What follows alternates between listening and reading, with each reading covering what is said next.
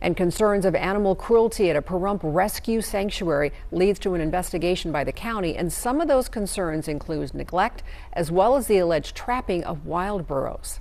8 News Now reporter Jessamine Woke spoke to the woman who filed the complaint. Has more from Pahrump.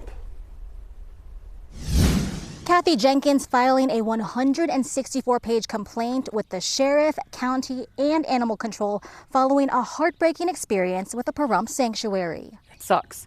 You can see how. Yeah.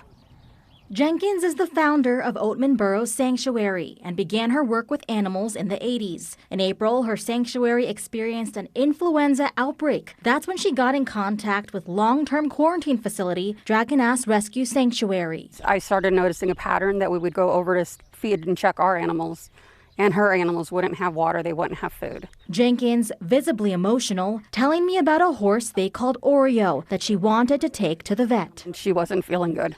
And I asked her, I said, Kim, can I please take her to the vet? And she's like, you're not stealing my horse. I said, I don't want your horse.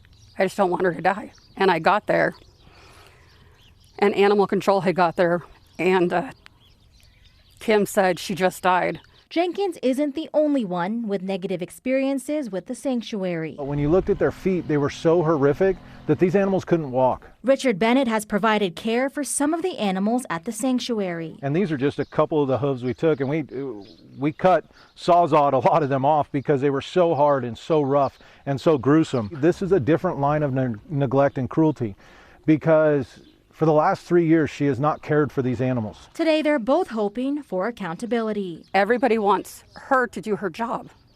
If she's gonna run a sanctuary, she needs to run a sanctuary.